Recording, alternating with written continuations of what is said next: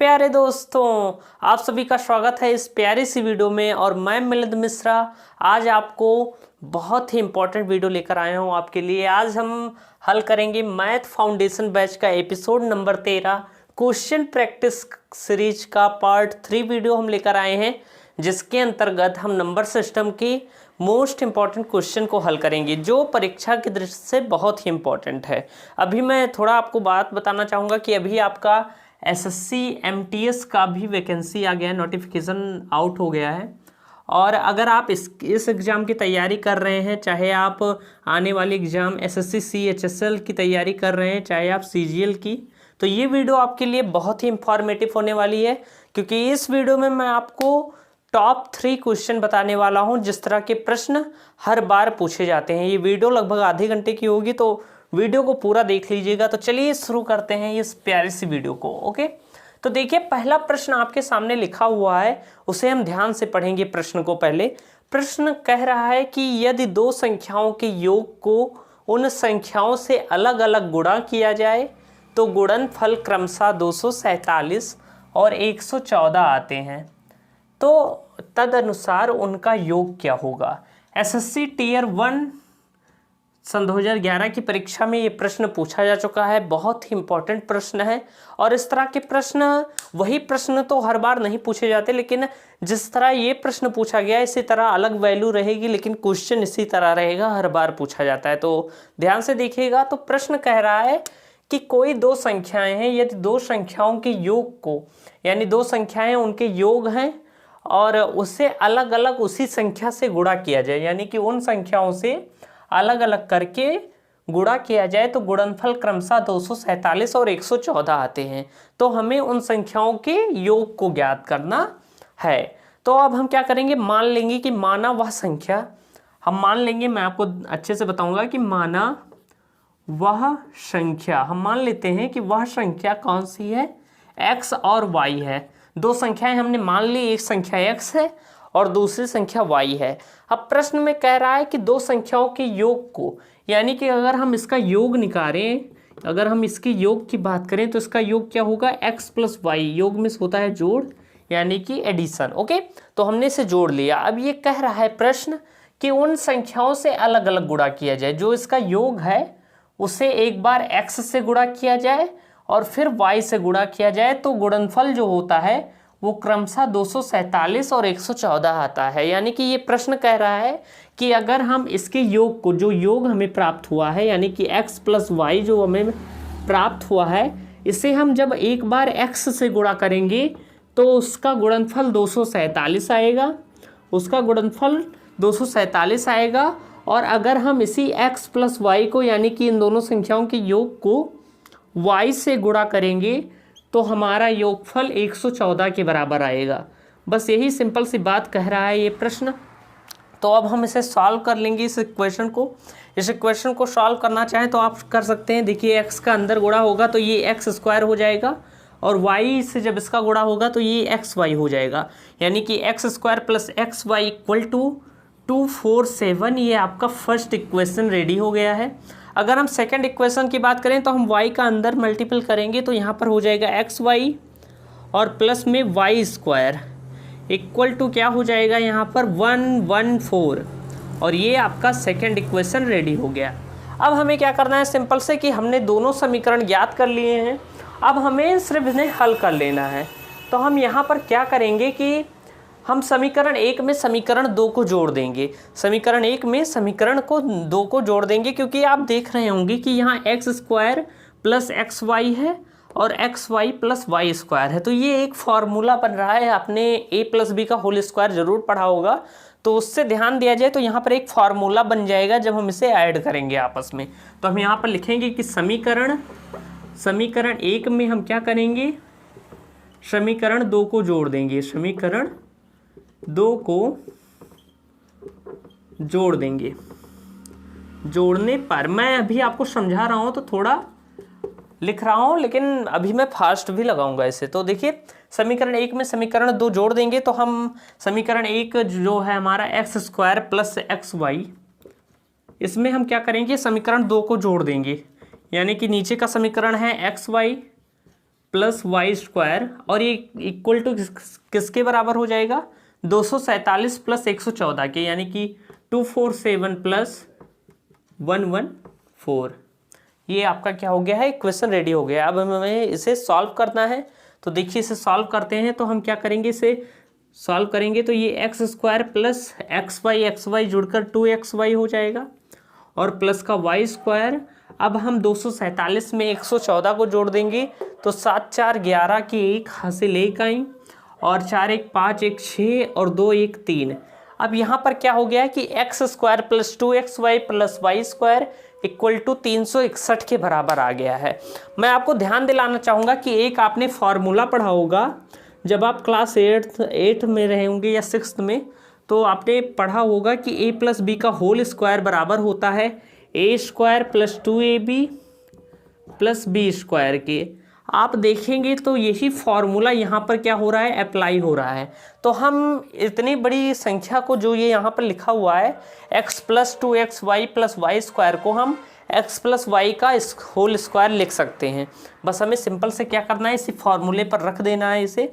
तो हम क्या कर सकते हैं यहाँ पर, क्योंकि ये a प्लस बी के होल स्क्वायर का फॉर्मूला है, यानी कि x प्लस वाई के होल स्क्वायर का एक फॉर्मूला लिखा हुआ है, तो हम इसकी जगह पर x प्लस वाई का होल स्क्वायर लिख सकते हैं। तो हम यहाँ पर x प्लस वाई का होल स्क्वायर लिख देंगे इक्वल टू 361। अब हम क्या करेंगे कि हमें x प्लस वाई यानी कि संख्याओं का योग ज्ञात करना है। तो हम इसे और सॉल्व करेंगे तो ये x plus y equal to क्या हो जाएगा, x plus y equal to हो जाएगा, यहाँ पर स्क्वायर है उधर जाएगा तो अंडर रूट में बदल जाएगा, तो ये अंडर रूट 361 हो जाएगा। और जब आप 361 का वर्गमूल निकालेंगे तो वो 19 आएगा, यानी कि हमें x प्लस वाई यानी कि संख्याओं का योग 19 प्राप्त हो गया है, और यही हमारा प्यारा सा आंसर है।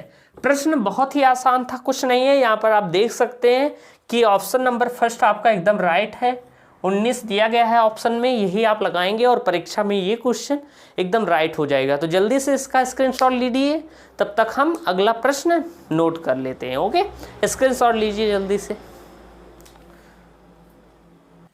तो चलिए अब हम अगला प्रश्न नोट कर चुके हैं। अगला प्रश्न बहुत ही बेहतरीन प्रश्न है, ध्यान से पढ़िएगा।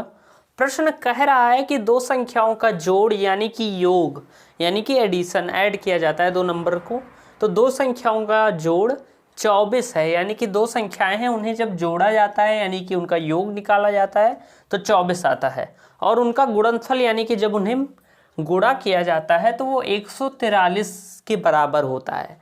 तो प्रश्न कह रहा है कि तद अनुसार उनके वर्गों का योग कितना होगा। हमें इनके वर्गों का योग ज्ञात करना है। ऑप्शन में 4 ऑप्शन दिए गए हैं, 296, 295, 290, 228। अब हम कैसे इसे हल करेंगे, तो हम पहले मान लेते हैं इसे कि माना वे संख्याएं कौन सी हैं। हमने मान लिया कि संख्याएं क्या हैं, जो संख्याएं हैं, जो दोनों संख्याएं, वो एक संख्या x है और दूसरी संख्या y है। हमने एक संख्या को x मान लिया है, दूसरी संख्या को y मान लिया है, जैसे हम पिछले प्रश्नों में करते आए हैं। अब हम क्या करेंगे कि दो संख्याओं का जोड़ 24 दिया गया है, यानी कि इन दोनों संख्याओं का योग x प्लस वाई 24 दिया गया है, और ये आपका इक्वेशन नंबर फर्स्ट है। ओके, और इसके बाद उनका गुणनफल 143, यानी कि इन संख्याओं को जब आपस में गुणा किया जाता है तो इनका गुणनफल क्या दिया गया है, यहाँ पर इनका गुणनफल दिया गया है 143। अब 143 जब हम x में y का गुणा करते हैं तो देखिए xy हो जाता है, x में y का गुणा करेंगे यानी कि xy हो गया। तो xy की वैल्यू 143 दी गई है x इंटू वाई की, और ये हमारा सेकंड इक्वेशन हो गया है। अब हमें क्या करना है कि इसे इनके वर्गों का योग ज्ञात करना है। तो आपने कक्षा 8 में एक फार्मूला पढ़ा होगा, वो फार्मूला क्या था मैं आपको याद दिलाना चाहूँगा कि फार्मूला था कि a प्लस बी का होल स्क्वायर बराबर होता है a square plus 2ab plus b square. कई लोग इसे इस तरह याद किए होंगे कि a square plus b square plus 2ab, तो क्रम चाहे जो हो लेकिन फार्मूला यही होता है। ओके, तो अब हमें क्या करना है कि इसी फार्मूले पर इस वैल्यू को पुट कर देना है। कैसे करना है मैं आपको बताना चाहूँगा कि अगर हम a प्लस बी यहाँ पर दिया गया है तो हम क्या करेंगे यहाँ पर हम इसे इस तरह भी लिख सकते हैं। इसे हम a प्लस बी के होल स्क्वायर के फार्मूले को अगर हम x के रूप में लिखें तो हम ऐसे लिख सकते हैं कि x प्लस वाई का होल स्क्वायर बराबर होता है x square plus 2xy plus y square. समझ गए होंगे, एकदम उसी रूप में लिखा है। चाहे आप कौन ABCD का कोई भी अक्षर ले लीजिए, A to Z तक सारी चीज़ें वही होती हैं। चाहे आप यहाँ YZ ले लीजिए, बस फार्मूला का जो नियम है वो यही रहना चाहिए। तो अब हम क्या करेंगे कि यहाँ पर हमें x प्लस वाई की वैल्यू दी गई है।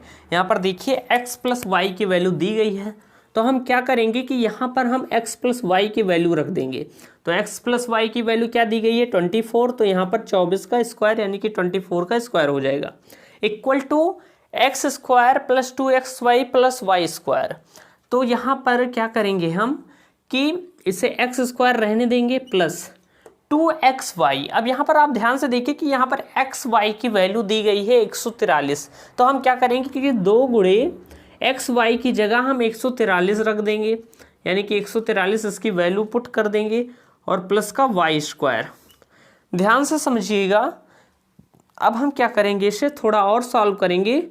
तो 24 का स्क्वायर क्या होता है, शायद 576 होता है 24 का स्क्वायर। एक बार हम यहाँ पर देख लेते हैं ट्रिक के माध्यम से। 24 का स्क्वायर करेंगे तो 2 का स्क्वायर 4 होता है और 4 का स्क्वायर 16, और इसका स्क्वायर करना था तो 2 गुणे 2 गुणे 4, 2 दूनी 4 दूनी 16, यहाँ पर 16 जोड़ दीजिए, 6 7 5, हाँ 576 ही होता है, एकदम मैंने सही लिखा है।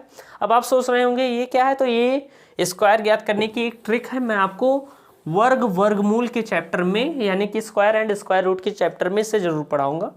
तो इसके बाद आने वाली है 3-4 दिन में हम शुरू करेंगे वो भी लेक्चर, तो हमारे चैनल से जुड़े रहिएगा। तो देखिए क्या करना है कि हमने 24 का स्क्वायर लिखा।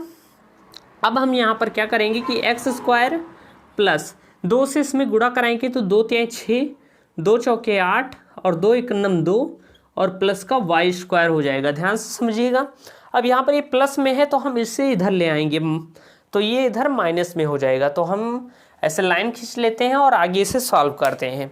तो ध्यान से समझिए कि जब हम इसे इधर लाएंगे तो यानी कि x square plus y square equal to हो जाएगा 576 माइनस 286 हो जाएगा। अब हमें क्या करना है कि इससे इसे घटा देना है। तो देखिए x square plus y square equal to, अब हम घटाएंगे 6 में से 6 गई 0, ओके, और 8 में से 17 में से 8 घटाओगे तो कितना बचेगी 9, और 2 यहाँ पर क्या बचा, यहाँ पर बच जाएगा जब हासिल लिया जाएगा यहाँ 4 में से 2 गई 2, यानी कि x प्लस वाई यानी कि x square plus y square का मान 290 आया है, और यही है हमारा प्यारा सा आंसर। और यहाँ पर देखिए ऑप्शन में दिया गया है 290। जी हाँ प्यारे दोस्तों, यहाँ पर दिया गया है ऑप्शन नंबर 3 आपका एकदम राइट है, और हमें ये प्राप्त हो गया क्योंकि प्रश्न में कह रहा था कि संख्याओं के वर्गों का योग ज्ञात करना है, और वर्गों का योग यही है और यही आपका आंसर है। तो बहुत आसान सा प्रश्न था, आई होप आप समझ गए होंगे। इसका स्क्रीनशॉट लीजिए, फिर हम अगले प्रश्न की ओर बढ़ते हैं, उसे नोट करते हैं। तो चलिए अब अगला प्रश्न आ गया है। थोड़ा मुझे प्रश्न को नोट करना पड़ता है वीडियो को रोककर, क्योंकि अभी डिजिटल बोर्ड तो है नहीं, तो नोट करना पड़ता है। तो इसलिए मैं वीडियो में नहीं नोट करता कि थोड़ा टाइम लग जाता है, तो वीडियो लॉन्ग हो जाती है, क्वेश्चन नोट करो फिर लगाओ। तो मैं थोड़ा रोक देता हूँ कि आपका उबन ना हो और आप बोर ना हो वीडियो में, और फिर हम चलिए सॉल्व करते हैं ये वाला प्रश्न बहुत ही बेहतरीन तरीके से। तो ये प्रश्न है कि 3 धनात्मक संख्या में पहली तथा दूसरी संख्या का गुणनफल 42 है। यानी कि कोई 3 धनात्मक संख्याएं दी गई हैं जिनमें पहली संख्या तथा दूसरी संख्या का गुणा जो है मल्टीपल वो 42 के बराबर है। फिर प्रश्न कह रहा है कि दूसरी तथा तीसरी संख्या का गुणनफल यानी कि सेकेंड नंबर और थर्ड नंबर को जब हम मल्टीपल करते हैं तो उसका गुणनफल 56 के बराबर होता है, 56 के बराबर। फिर कह रहा है तथा तीसरी और पहली संख्या का गुणनफल 48 के बराबर होता है। तो तीसरी संख्या ज्ञात कीजिए। हमें थर्ड नंबर ज्ञात करनी है। ऑप्शन दिए गए हैं 12, 6, 7, 8। इस तरह के प्रश्न बहुत ही इंपॉर्टेंट होते हैं और SSC, CHSL, CGL, MTS, CPO, GD, railway जैसी परीक्षाओं में हर वर्ष पूछे जाते हैं। तो ध्यान से समझिएगा ये कैसे हमें हल करना है। तो हम पहले मान लेंगे, मान लिया कि वो संख्याएं कौन कौन सी हैं। मान लिया वो संख्या, अब की बार ए बी सी मानते हैं। ओके, माना वो संख्या ए है, बी है, सी है, यानी कि पहली संख्या ए है, दूसरी संख्या बी है और तीसरी संख्या सी है। ये हमारी क्या है, तीनों संख्याएं हैं, ए बी और सी। अब प्रश्न कह रहा है, उसी के हिसाब हमें चलना है। प्रश्न कह रहा है कि पहली और दूसरी संख्या का गुणनफल 42 है, यानी कि पहली संख्या में जब हम दूसरी, पहली संख्या ये हुई, दूसरी ये हुई, तो पहली संख्या में जब हम दूसरी संख्या का गुणा करते हैं तो वो 42 के बराबर हो जाता है। और ये आपका इक्वेशन नंबर फर्स्ट है। अब इसके बाद बात करें कि दूसरी तथा तीसरी संख्या का गुणनफल, दूसरी संख्या हमारी है बी, तीसरी संख्या सी है, इसका गुणनफल किसके बराबर होता है, 56 के बराबर होता है, 56 के बराबर।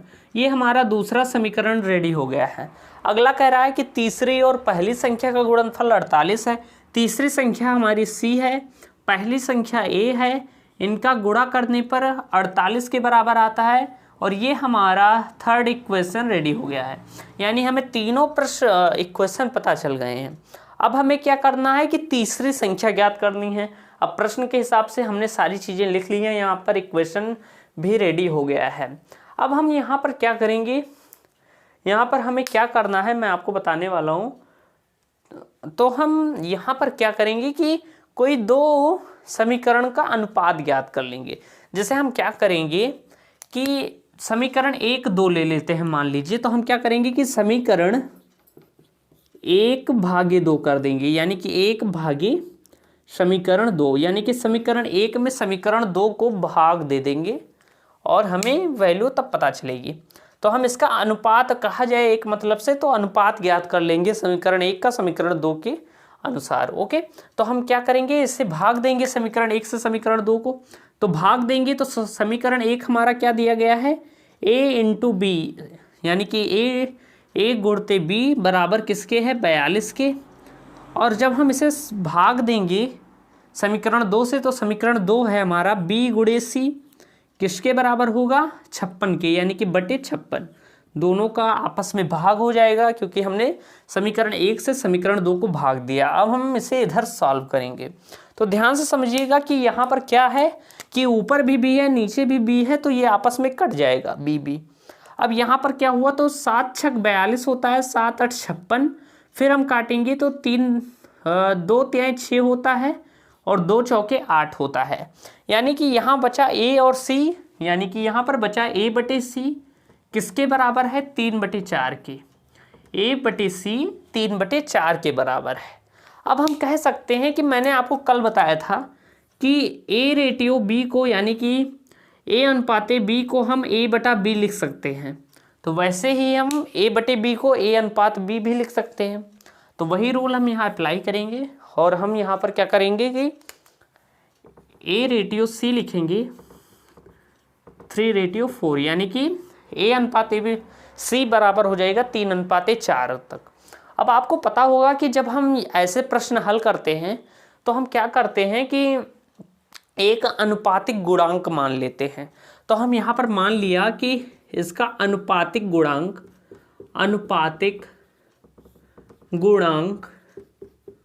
x है, अनुपातिक गुणांक x है। तो हम मान लेंगे कि a की वैल्यू 3 के बराबर है और c की वैल्यू 4 के बराबर है, ऐसा हमने मान लिया। तो a इक्वल टू क्या हो जाएगा, 3x के बराबर और c 4x के बराबर। हमने अनुपात को हटाकर उसकी जगह पर x लगा दिया है। तो हमने a का वैल्यू 3x मान लिया और c का वैल्यू 4x मान लिया है।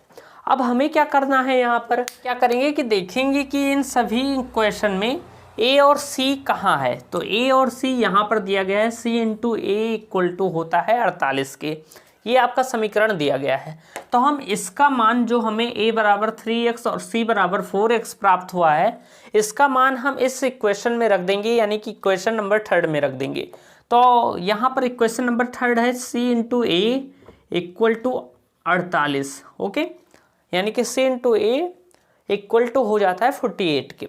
अब यहाँ हम क्या करेंगे कि सिंपल सा क्या करेंगे कि ए की जगह ए का मान, सी की जगह सी का मान, तो सी की जगह हम 4x लिख देंगे जैसा कि हमें प्राप्त हुआ था, और ए की जगह हम 3x लिख देंगे और इक्वल टू 48 लिख देंगे। अब हम इसे सॉल्व करेंगे तो 4 3 12 एक्स स्क्वायर हो जाएगा बराबर में 48। थोड़ा और सॉल्व कीजिए तो एक्स स्क्वायर हो जाएगा 48 भागी 12, तो 12 एक नम 12, 12 चौक 48। अगर देखा जाए तो एक्स स्क्वायर, यहाँ पर देखिए ध्यान से, तो एक्स स्क्वायर की वैल्यू क्या आई है, 4 आई है, यानी कि x बराबर हो जाएगा √4, यानी कि हमें x की वैल्यू क्या पता चल गई है, 2 पता चल गई है। x की वैल्यू 2 पता चल गई है, लेकिन प्रश्न अभी सॉल्व नहीं हुआ है। अब हमें क्या करना है कि c की वैल्यू ज्ञात करनी थी, हमें तीसरी संख्या का मान ज्ञात करना है। ध्यान से देखिए कि तीसरी संख्या पूछी गई है, तो तीसरी संख्या क्या दी गई है, c, तो c बराबर क्या आया था हमारा यहाँ पर 4x, c बराबर 4x आया था। तो हम क्या करेंगे कि c बराबर 4 और x की जगह x की वैल्यू रख देंगे 2, तो 4 × 2 यानी कि c की वैल्यू क्या आ गई है, 8, और यही हमारा क्या है, प्यारा सा आंसर है। तो देखिए बहुत ही अच्छा प्रश्न था, आई होप आप समझ गए होंगे अच्छे तरीके से। यहाँ पर ऑप्शन नंबर 4 आपका एकदम राइट है। तो ऐसे ही प्रश्न पूछे जाते हैं, थोड़ा घुमा फिरा कर कि क्वेश्चन हार्ड हो और विद्यार्थी लगा ना पाए, लेकिन बहुत ही आसान होता है अगर आप प्रश्न को अच्छी तरीके से पढ़कर समझकर फिर हल करते हैं उसे, तो प्रश्न सही होगा, उसके चांसेस ज़्यादा रहते हैं। कई लोग क्या करते हैं कि जल्दीबाजी से प्रश्न को सही से पढ़ते नहीं हैं, और प्रश्न पढ़ना, अगर आपने प्रश्न सही से पढ़ लिया है तो फिर प्रश्न लगाने में बहुत कम गलती ही होती है, आपका प्रश्न सही कर आएंगे। लेकिन अगर प्रश्न गलत पढ़ लिया, जैसे हमने प्रश्न ही गलत पढ़ लिया कि पहली तथा तीसरी संख्या पढ़ ली होती, तो प्रश्न गलत हो जाता। तो आई होप आपको आज की वीडियो बहुत ही पसंद आई होगी। तो वीडियो पसंद आया करे तो वीडियो को लाइक किया कीजिए और अपने दोस्तों में शेयर भी करें। और आपके लिए हम निरंतर मेहनत कर रहे हैं। इस समय बज रही हैं रात के 11:45 हो रहे हैं और हम आपके लिए वीडियो बना रहे हैं। तो आपके लिए अच्छा कंटेंट पहुँचाने के लिए हम निरंतर मेहनत करेंगे, आप भी हमारा सपोर्ट करें। मिलते हैं अगली वीडियो में। जय हिंद, जय भारत।